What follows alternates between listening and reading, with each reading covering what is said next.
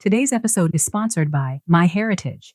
If you followed me for a while, you already know how passionate I am about uncovering the truth, and that includes digging into my own roots. I've always known I come from a rich mix of Creole, Native, and African ancestry, but My Heritage helped me move beyond family stories to real, documented history. Now I'm not just the storyteller, I'm officially the family historian. My Heritage is the world's leading platform for exploring family history and DNA testing, trusted by over 90 million people. With access to more than 33 billion historical records, it's never been easier or more exciting to trace your lineage, build your family tree, and make meaningful discoveries along the way. One of the tools I love most is instant discoveries. Just one click connected me to 40 new relatives, and suddenly my family tree expanded in ways I never expected. I even found a census record with my third great-grandmother, her godson, and my second great-aunt, all in the same household. My mom told me stories about Walter, and there they were, together in black and white. I've been trying to find my grandmother in the records for years, and now, thanks to My Heritage, I finally did, and the journey doesn't stop there. My Heritage's AI tools let you enhance, colorize, and animate old photos, bringing your ancestors to life in a whole new way. You can start your own journey today with a 14-day free trial. Just click the link in the description or scan the QR code you see on screen.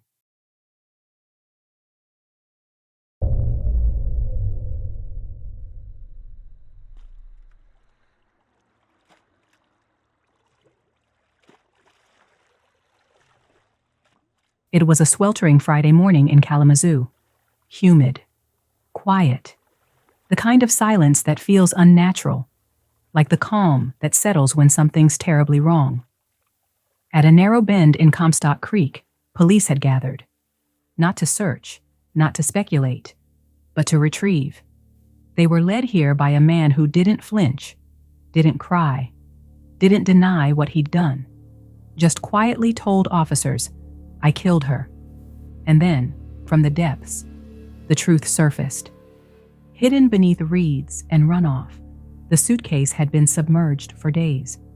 A July heat wave bore down on the city, but the water remained cold, preserving the grim secret sealed inside. The scene was silent, save for the lapping of the creek and the distant hum of a generator. But beneath that silence was weight. The kind of weight that only comes when what you're about to see changes everything. They lift the case from the water, struggling slightly with the weight. Step by step, they pull it to higher ground. No one speaks. A breath, a nod, and then the zipper slides open. Inside is the lifeless body of a woman, limbs contorted, skin pale from the cold. The silence deepens. They'd found her. This is the story of Anayah Mack. It is a story of jealousy, manipulation, and the devastation left behind when those trusted most are hiding everything.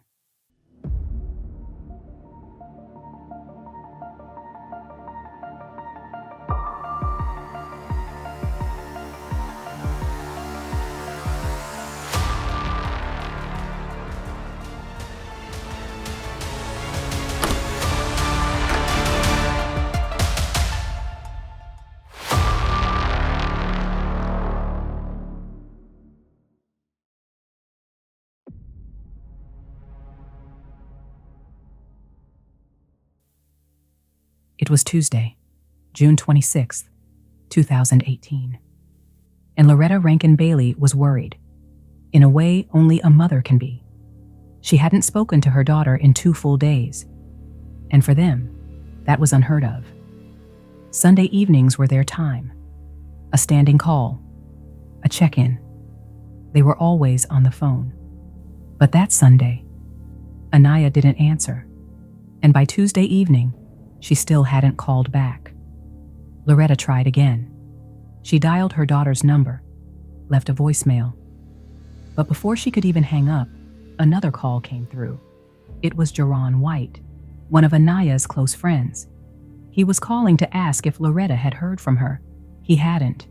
He said he even called her job that morning, the Great Lakes Center for Autism. They said she missed her shift. Now Loretta's concern turned to panic, because this wasn't just unlike her. It was unthinkable. 48 hours had passed, and no one had heard a word from Aniya Mack. Loretta sprang into action.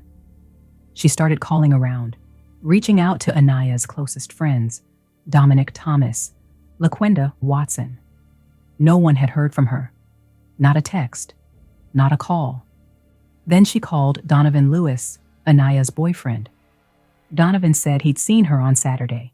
He said they spoke on Sunday too, but said she hadn't returned his voicemails since. He added that Annayah had plans that Sunday. She was supposed to meet with Reverend Strickland at the church. Loretta was running out of leads, but she wasn't out of hope, because if Annayah wasn't at home, there was one other place she might be. Church. Annayah loved her congregation at Second Baptist. She joined at the beginning of the year. She was active. She sang in the choir, volunteered at events. It was her second home. So before she made the call she'd been dreading, Loretta made one more call to the pastor. Pastor Strickland picked up.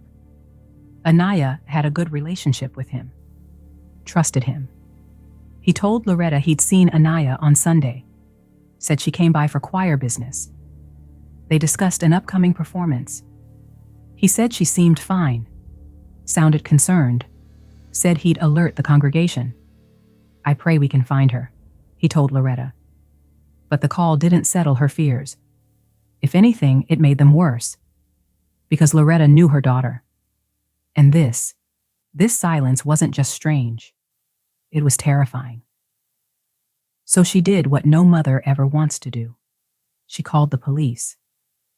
In the early morning hours of Thursday, June 28, 2018, officers from the Kalamazoo Department of Public Safety were dispatched to the Hunter Ridge Apartments, a multi-story, off-campus complex on the city's west side. It was quiet. Too quiet. One light shone from inside the unit. The television flickered silently in the background. But no one came to the door. Waiting anxiously outside was Dominic Thomas, Annayah's lifelong friend. He had just driven 92 miles from Muskegon after speaking with Annayah's godsister, LaQuenda Watson, and her mother, Loretta, who had recently moved to Louisiana. They were all terrified. No one had heard from Annayah since Sunday. She hadn't shown up for work. She wasn't answering her phone. It had been nearly 48 hours. As officers stood watch, Dominic tried reaching Cora, Annayah's roommate. When she answered, he told her everything. They hadn't heard from Annayah. Police were on site. They were worried. "Hi, is this Cora? Cora, this is Annayah's best friend. Are you at home? Annayah has been missing for 2 days, to my understanding. I drove all the way here from Muskegon because yes, because the police are here as well. She up there? She's coming here. Okay, thank you." Cora promised to come to the apartment right away. While they waited, police started asking Dominic questions. Did Annayah have any medical issues? Any history with drugs? No, he told them. She's clean. Always has been. When asked about harder drugs, he shook his head. Not Annayah. And then came the question they were all circling. Does she have a boyfriend? Dominic nodded. Donovan Lewis. Back from Indianapolis.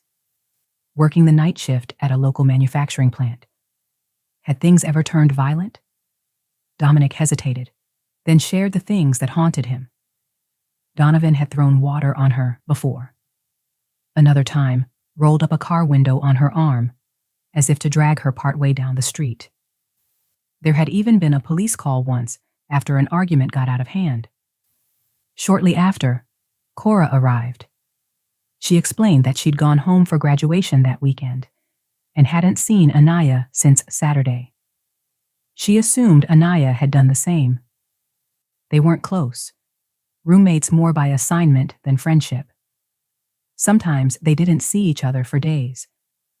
But when she returned to the apartment at 6 a.m. Monday morning, she assumed Anayah had been there too. The air conditioner was on. She was certain it had been off before she left. In the washing machine, she found a load of men's clothing. She figured Anayah and Donovan had done laundry. They did that sometimes. But now, nothing seemed so simple. Cora unlocked the door and led officers inside. At first glance, nothing screamed crime scene. Shoes by the entryway, a purse slung on the back of a chair, the low hum of the TV flickering in the dark. It felt like someone had just stepped out. But something about it felt off. As officers moved deeper into the apartment, the signs began to surface. The bathtub was filled, still and cold. A strong chemical smell hung in the air, clinging to the hallway like something unfinished. In the washer, a load of men's clothing was churning, mixed with 2 rugs from Anayah's bathroom. Dominic walked them into Anayah's bedroom and pointed out what didn't make sense. Her makeup was still on the dresser. Her purse, the one she carried everywhere, was still in the apartment. These weren't things she'd leave behind. Not if she was stepping out. Not if she was going anywhere at all.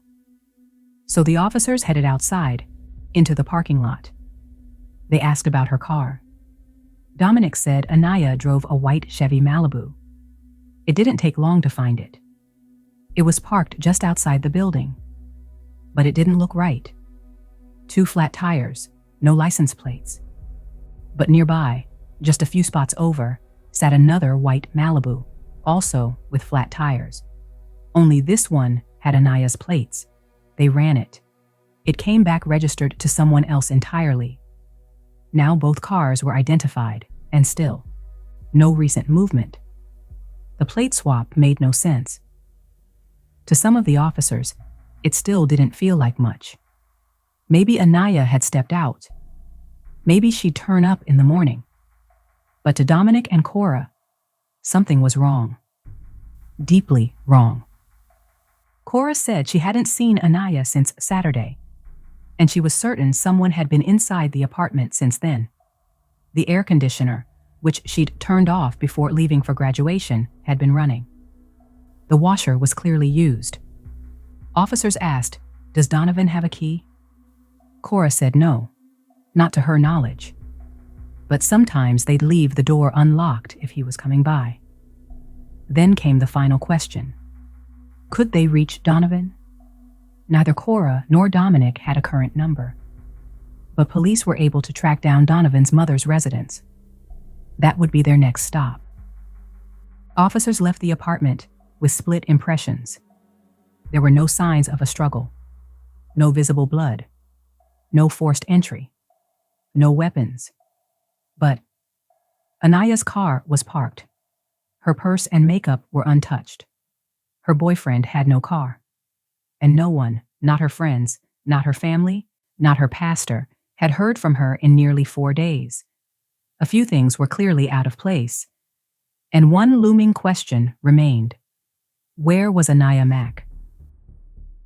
With more questions than answers, detectives decided to track down Donovan's mother, the person he was said to be living with since returning from Indianapolis. They made their way across town, but when they arrived at her home, no one answered the door. They knocked, waited, knocked again. Still nothing. No sign of Donovan, no mother, no leads. The silence at that doorstep mirrored the silence that had surrounded Anayah's disappearance all week, and the urgency was mounting. The visit to Donovan's mother's house had gone nowhere. No answer. No signs that Donovan had even been there. Officers returned to the station perplexed. Each thread they pulled seemed to fray into silence, but they weren't ready to close the book just yet. Back at the apartment complex, as dusk gave way to darkness on Thursday, June 28th, something shifted. A call came in. LaQuenda Watson was on the line. She told them Donovan was working nights, a janitorial shift at a local manufacturing plant. He was scheduled to get off work around 3 a.m. And according to what he'd told mutual friends, he would be coming back to the apartment after his shift. If that was true, he'd be there soon.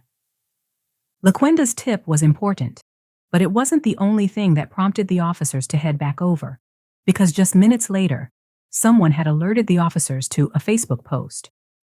Donovan Lewis posting an apology. Cryptic, emotional, dark. It said, "I apologize to anyone that ever looked up to me and loved me." To the officers, it looked like a confession in slow motion, like someone grappling with something terrible and about to crack. The timing of the post, the plan to return after work, it was enough to make a move. 3 a.m., the early morning hours of June 29th had arrived. Officers returned to Aniya's apartment. They knocked, then knocked again. No lights turned on. No footsteps stirred. No one came to the door. But this time, they didn't leave. They knew the weight of the moment. They had a narrow window, a job, a time, and a cryptic Facebook post that read like a digital goodbye. So they waited. They sat in the parking lot, watching the door. Not just because they were curious, but because Donovan might walk up at any moment. He hadn't returned calls, hadn't spoken to police. But now, they had a time, a possible confession, and they didn't want to miss their chance. As they waited, the details only became more confusing. 2 nearly identical white Malibus, both with flat tires. One had no plate. The other had Aniya's plate, but it wasn't hers. It was registered to a man named Gustavo. Inside, her purse, makeup, and personal items were untouched. Her roommate hadn't seen her since Saturday. Her best friend, god sister, pastor, and employer, all worried. But the one person they needed to talk to most was the one person they hadn't reached. Donovan Lewis. The officers were finally beginning to think in unison. Something's not right. Either she's in danger, or we're too late. With everything they'd seen, and everything they couldn't explain, they were becoming more convinced this case needed detectives. And then, just as officers began to pull together their reports, someone stepped out of the dark. A man, wearing a black t-shirt, khaki shorts, and a backpack, approaching the cruiser. What's going on, sir? Take me here and we'll talk about it on the way. Just tell me now. I killed my girlfriend. 6160. Will you come to the apartment, please? Where is she? Her out boyfriend. He's reporting at 10:35.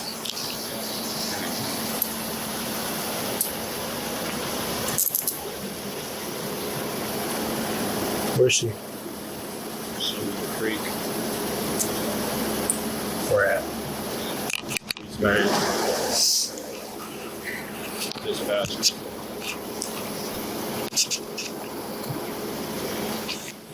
You got any weapons on you, Donovan? I don't have anything, so. You get pat down a little bit. One officer immediately called it in. 1035. In Kalamazoo County's 10 code system, that number only means one thing: homicide. The officers stood still for a beat, absorbing what they'd just heard. Then one of them turned to Donovan and said, "All right, I've got to read you something." You have the right to remain silent. Anything you say can and will be used against you in a court of law. You have the right to talk to a lawyer and have him or her present with you before or during any questioning. If you want a lawyer... Miranda writes. Every word, crystal clear. When he finished, the officer looked Donovan in the eye and asked, "Now, tell me from the beginning. What's going on?" Donovan began to speak, halting at first, but the words came, quick, unfiltered. Indianapolis. I left her alone. Couldn't pay rent. Hey, give me 1 second, okay? 612. She 6 here, car note. So, my understanding. Not sure if you record my last traffic. We got one custody. Fantastic. I got back in town about a week ago, or 3 weeks ago, on the 16th. I found out, I went to her phone, and I found out they were messing around. I tried to get over it. Told her it's okay. I understand what you did. I respect that you took care of yourself. And we moved forward, and we had a great couple weeks. And recently, Sunday, we had an argument involved because I just moved back, so I don't have a job. I don't have the money. The week before, Sunday, or maybe 2 weeks, I don't know, she told me, you're not doing enough. I told her I could call my dad, ask for some help, and whatever, and she just raised some compassion and told me all of this shit, told me everything about me. Saturday, Sunday came. He didn't get far before the officer cut him off. Let's have a seat in the back of my vehicle. Donovan sat quietly as the officer shut the door behind him. Then, turning to his partner, the officer said, he admitted to everything. Said she's in the creek, east side of town. Just like that. A case they weren't even sure was real was now very, very real. A missing persons report had turned into a murder investigation. Shocked by the dramatic turn, the officers radioed for a detective. This wasn't just a welfare check anymore. This needed to be handled by homicide. On the ride to the station, and later in the interrogation room, Donovan kept talking. He waived his Miranda rights, voluntarily offering more detail. Freely, eerily matter of fact.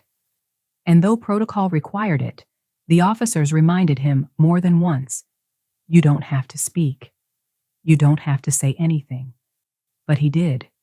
He spoke about the night, about what led up to it, about how Anayah died, and about what he did next. Inside the interview room, Donovan Lewis continued to talk. He claimed that Anayah was having an affair with her pastor, Reverend Strickland. Donovan said it wasn't just a pastor-parishioner relationship. He claimed Anayah spent a lot of time with Pastor Strickland, that the pastor would pick her up for church activities. He believed the two were physically involved, and that while he, Donovan, had been out of state, Anayah had continued seeing the pastor.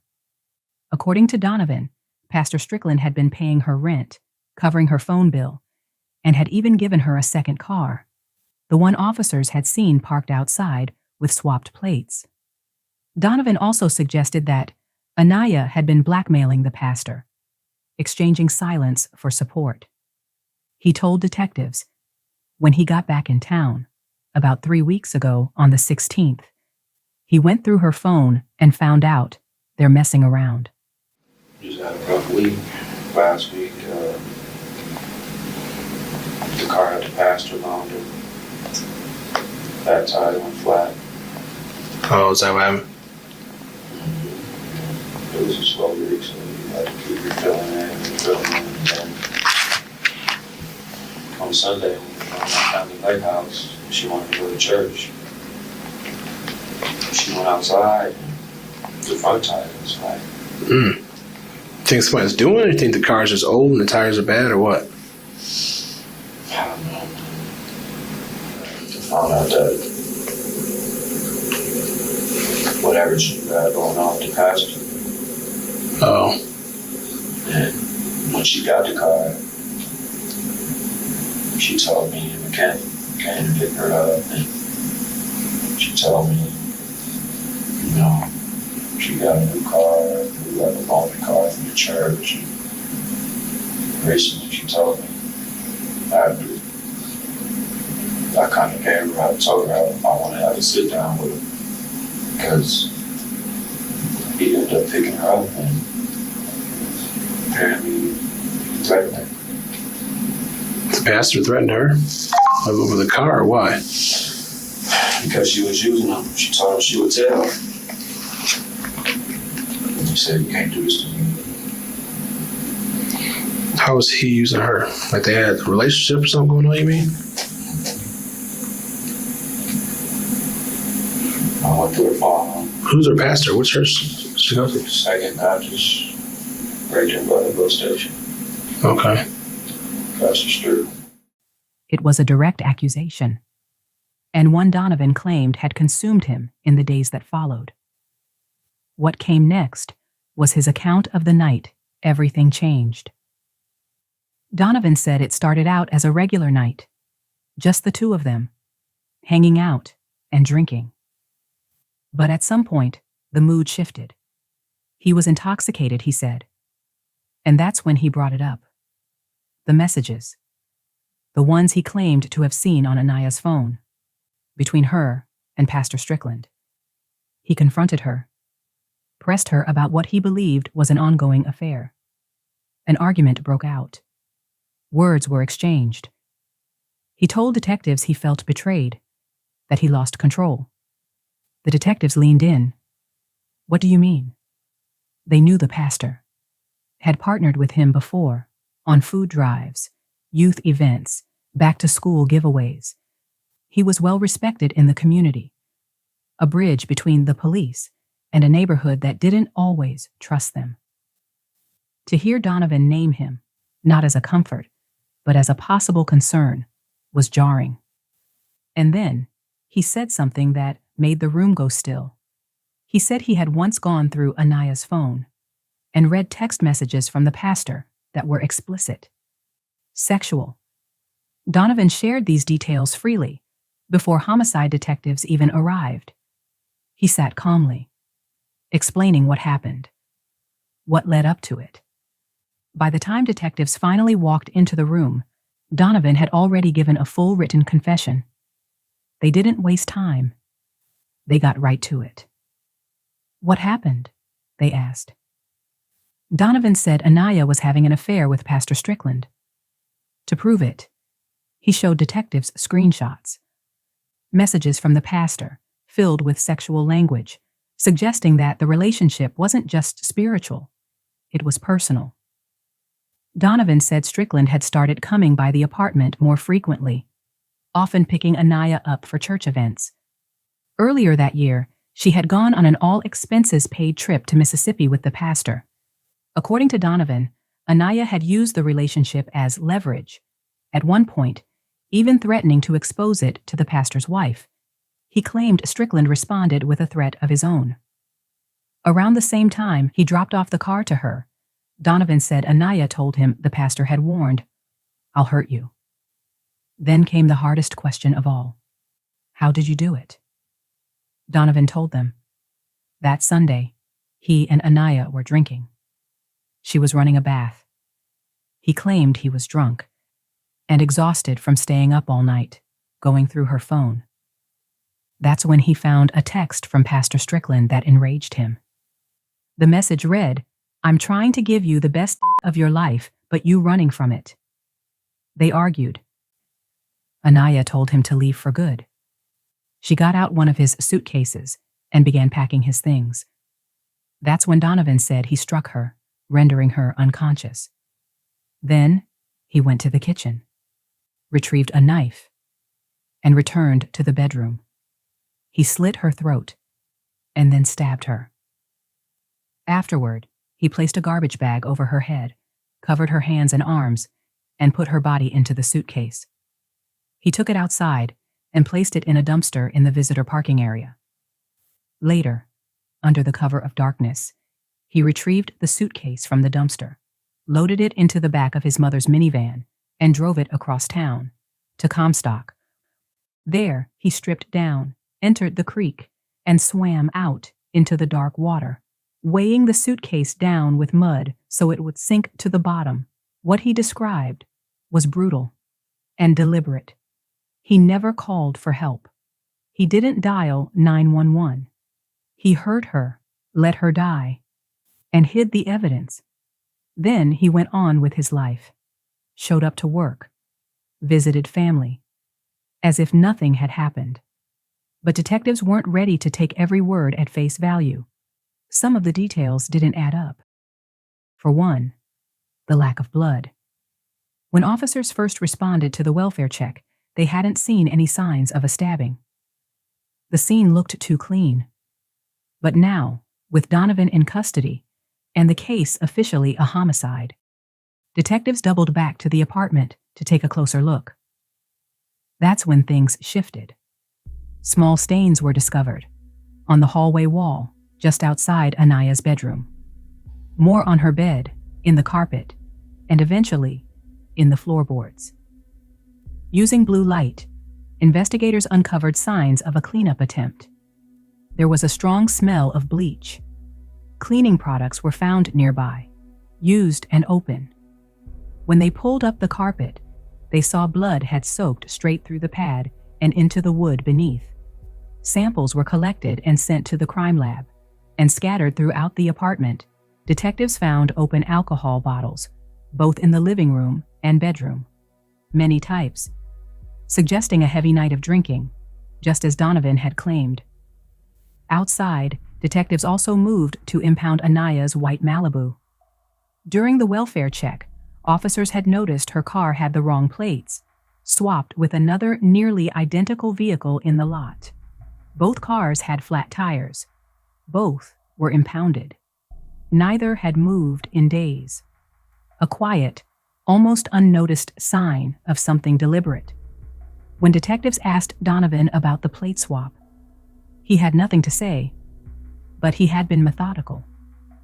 Donovan admitted to cleaning the bath mats in the washer and of tossing his own clothing at his mother's home. He had thrown out Aniya's purse, ID, and bank cards in a dumpster near his workplace. Some of those items were later recovered. He also removed the mattress cover and threw it into the dumpster, but it was removed before police could retrieve it. Hoping someone might have seen something, detectives canvassed the apartment building. They asked neighbors what they knew. Had they heard anything? Seen anything? Several said they were familiar with Donovan Lewis, and most said the couple seemed happy. But now, the evidence was painting a very different picture, and the physical trail Donovan left behind wasn't the only lead detectives planned to pursue. Later that same day, June 29th, another man would find himself sitting across from investigators, Pastor Strickland. When detectives sat down with Pastor Strickland, they already knew the truth. Anayah Mack was dead. Donovan had confessed. This wasn't a missing persons case anymore. It was a homicide investigation. And Strickland was now more than just a community leader. He was a possible link in a deadly chain of events. Still, detectives knew they had to proceed carefully, because this wasn't just anyone. Pastor Strickland was well known, respected. The local president of the NAACP, a key voice among Kalamazoo's North Side religious leadership, and a frequent liaison between police and the community. Some of the officers even knew him personally. If word of this conversation leaked, it could devastate his reputation. So they kept it tight, only sharing what he needed to know. When Pastor Strickland entered the room, he was eager to help. They told him they had a few questions in connection with Anayah Mack.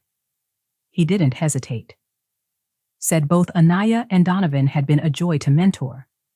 Framed himself as an advisor and counselor to the young couple. But then came the hard questions. When asked about the nature of his relationship with Anayah, Strickland was visibly caught off guard.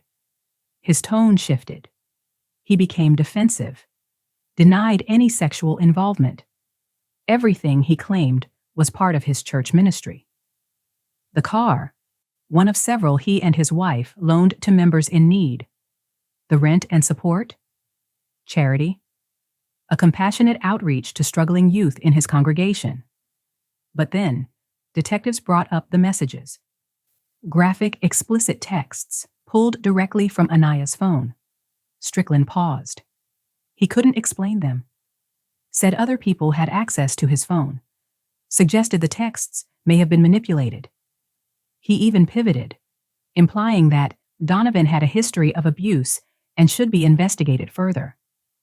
Strickland insisted he was just an advocate for Annayah, trying to help her through a tough season. Then came the topic of the Mississippi trip.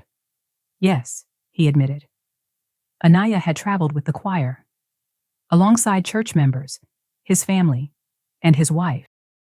But there, he claimed, she met another young man, someone she had been seeing in secret. Strickland claimed Annayah had saved this man's number under his name in her phone to hide the relationship from Donovan. Was that true? Or was it a convenient deflection? When asked about his whereabouts that Sunday, Strickland told detectives he'd met with Annayah briefly for choir business, then spent the rest of the afternoon with his wife. With no direct evidence to hold him, Strickland was allowed to leave. But detectives wasted no time verifying his alibi. They reached out to his wife to confirm his timeline, and just as quickly, they checked into Donovan's background to see if the claims of abuse held any weight. There was no record of violence, only a minor driving offense. Then, detectives turned to Annayah's phone records. Every call, every message. They wanted to see who she had really been talking to in the days leading up to her disappearance. After Donovan's full confession, detectives asked one final question. Would he take them to her? Donovan Lewis agreed. In the early morning hours of June 29th, he led detectives out to Comstock Creek, just off East Main Street near Sprinkle Road. They parked near a small bridge, where the water below ran dark and shallow in parts, muddied by silt and summer storms. A rescue boat was called in. Standing on the bridge, Donovan pointed out over the water. Right there, he said. That's where he swam out, dragging the suitcase. He told detectives he'd taken a black-handled knife, the same one used to kill Annayah, and tossed it further down the creek, into the deeper, muddier water. Crews began to search. After several tense minutes of combing the water, detectives located a suitcase, half buried beneath mud and reeds. It was bloated, caked in muck, but still sealed shut. Inside was the body of Anayah Mack. The cold water and thick silt had preserved her remains. The knife, however, was never recovered. Her family was notified, and for the first time since she went missing, they had answers. They were finally able to lay her to rest.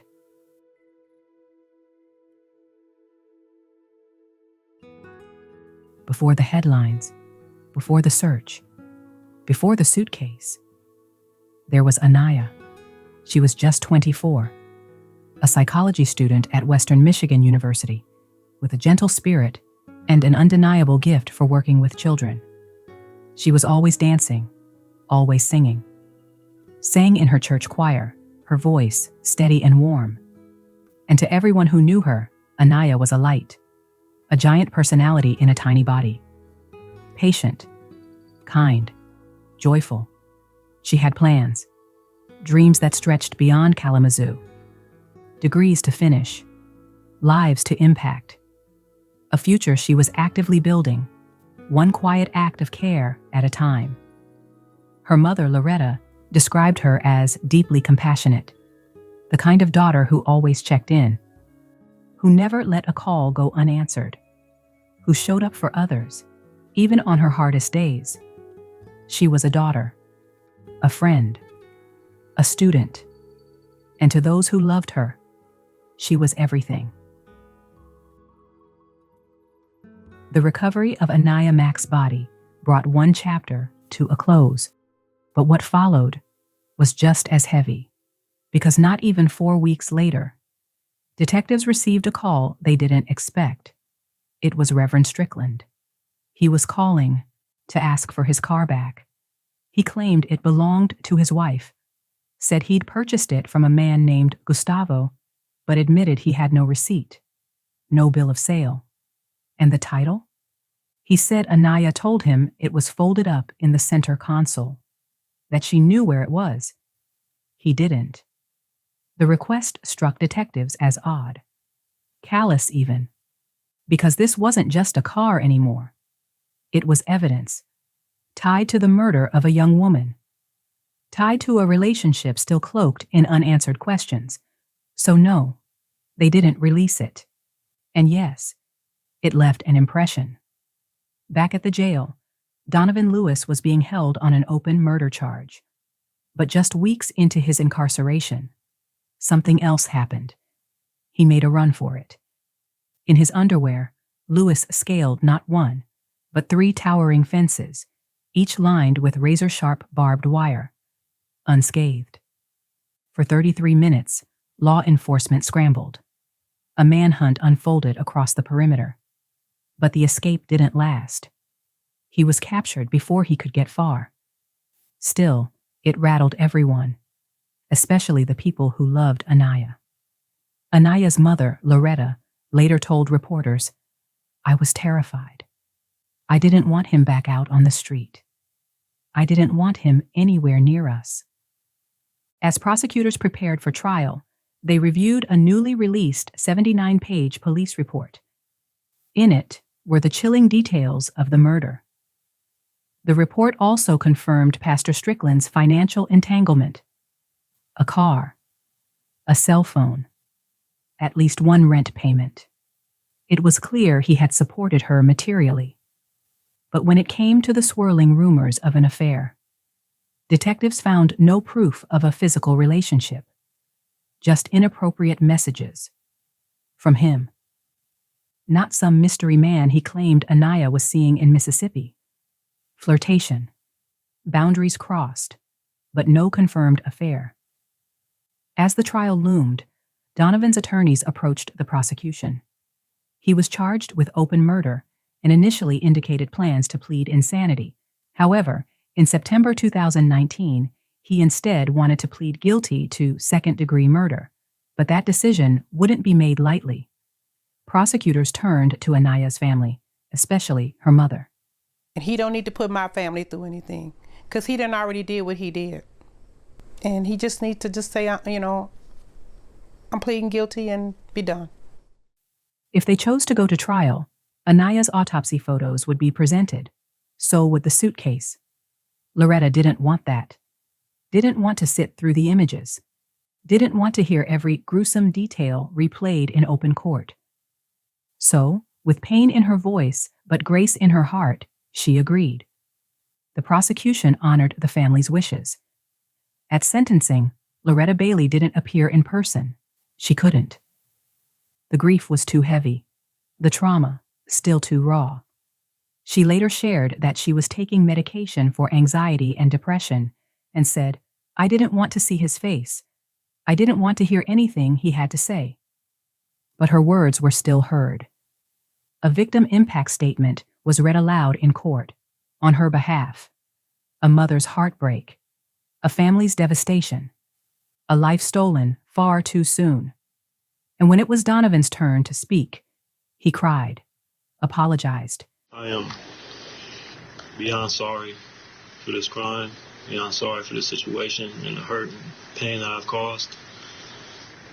I can't express it in words right now.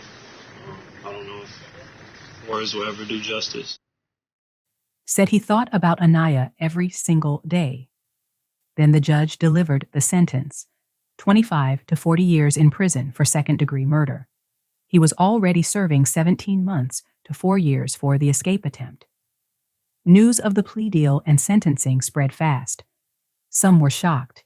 Many struggled to reconcile the quiet church kid with the man who had taken a life. Friends, classmates, even former teammates, all stunned. No one expected this from Donovan Lewis. And still, the rumors about Anayah and the pastor wouldn't go away. The community remained divided. Some pointed fingers. Others defended Strickland's character. But detectives stood firm. There was no evidence of a sexual relationship.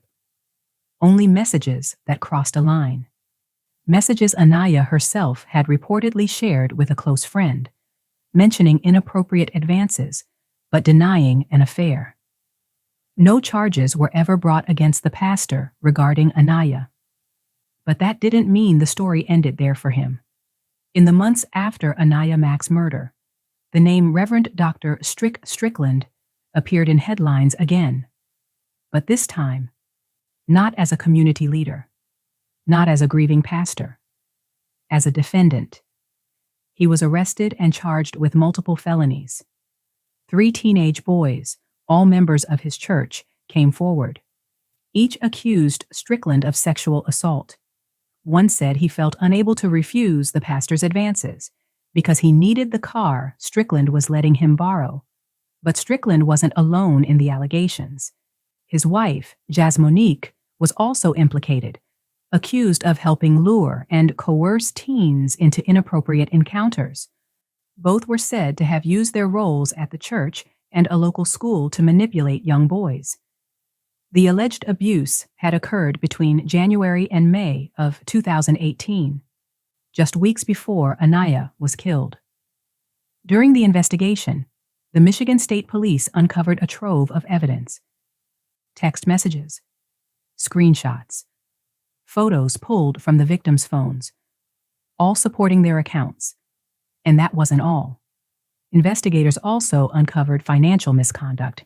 Strickland had allegedly stolen funds from Second Baptist Church, used a fake degree to apply for ministry roles, and filed fraudulent reimbursement requests, defrauding the congregation out of thousands.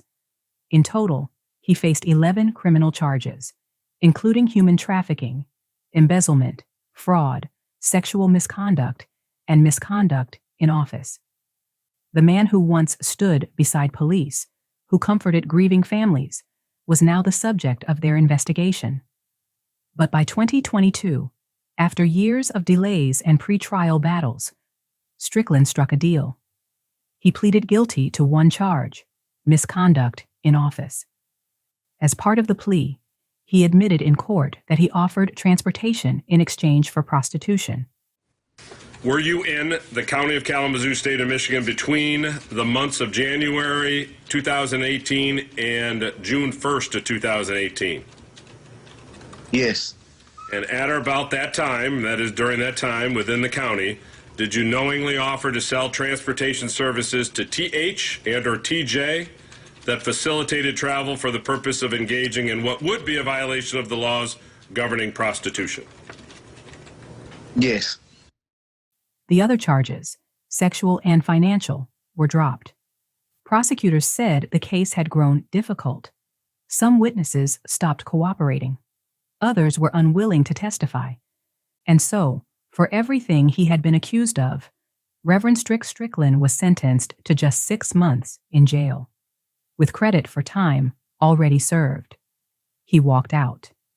No trial for the sexual assault claims. No requirement to register as an offender. No charges connected to Anayah. He walked out, legally free. To some, it was justice. To many, it was a failure.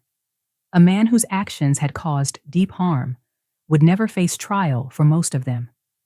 And though Anayah Mack was never named as a victim, many believed it was her case that opened the floodgates, that her silence gave voice to others. And those voices, they haven't quieted. They've only grown louder. Strickland had fully stepped away from his role at Second Baptist Church in Kalamazoo, then moved to Mississippi, where he became pastor at Galilee Missionary Baptist Church in Mount Olive. However, as of March 2025, he's facing fresh embezzlement charges in Covington County, accused of stealing nearly $90,000 from his congregation there. So while Strickland is no longer pastoring in Michigan, he is still preaching in Mississippi, and now under investigation for alleged financial crimes at the Mount Olive Church. With the trial behind them, Aniya's family returned to what mattered most: her memory. They remembered her not for the tragedy, but for her heart, her dreams, her laughter, her kindness. The prosecutor later reflected on their decision, calling the family's choice to accept the plea a profound act of courage and grace. Anayah Mack's story left an imprint on the city of Kalamazoo, on her classmates, on her co-workers, on her church, and on a generation of young women who saw in her the possibility of something beautiful. What do you think about this case? On the surface, this was a domestic violence murder, a tragic, devastating act of jealousy and rage. But once you start peeling back the layers, you realize this wasn't just about Donovan Lewis or his deadly assumptions. This case exposed something deeper: a network of silence, blurred boundaries, and unchecked power. Donovan was no career criminal. By all accounts, he was a quiet kid, a youth basketball coach, a churchgoer, no history of violence. But that's part of what makes this so chilling, because his rage didn't explode in the moment. It built quietly, fed by insecurity, mistrust, and obsession. He read texts, he watched patterns, and instead of walking away, he made a deadly choice. Then there's Pastor Strickland. No, he didn't kill Anayah, and legally, he wasn't charged in her death. But his actions mattered. The texts were real. The financial involvement was documented. The emotional entanglement, evident. He was her spiritual leader, her mentor, and yet he crossed a line, one that blurred the difference between helping and grooming. The fact that Anayah's case led investigators to him, that her disappearance prompted deeper questions about his conduct, says a lot about the ripple effects of tragedy. Because without that missing persons report, without that welfare check, without that suitcase, how long would it have taken for those other victims to be heard? In the end, this isn't just about one young woman's murder. It's about a system of trust that was manipulated, a community that turned a blind eye until it was too late, and a mother, Loretta, who now carries the weight of what was taken from her, but still stood tall enough to say, no trial, just peace. So what do you think? Was justice served? Should Pastor Strickland have faced more for what happened to Anayah? Although he escaped full accountability then, new charges suggest his reckoning may still be coming. And what role does silence play in protecting those who exploit trust behind closed doors? Let's continue the conversation down in the comments section below. As always, I'll meet you there. In these stories, there are no perfect victims, just imperfect individuals navigating different roles in life. Anayah Mack was more than a casualty of control and secrecy, more than the consequence of someone's jealousy, more than the silence surrounding a man in power. She was a daughter, a cousin, and a friend to many who now mourn her loss, not because she was perfect, but because she was perfectly wonderful in their eyes. This is why I extend my gratitude to the victims, for being beacons of love and light, despite any flaws that may emerge from their stories. So thank you, Anayah, for being an example of love and light. May you rest in eternal peace. Big thanks again to My Heritage for sponsoring this video. If you're curious about your past, don't wait. Start building your family tree today. It's free for 14 days, and I promise the discoveries are unforgettable.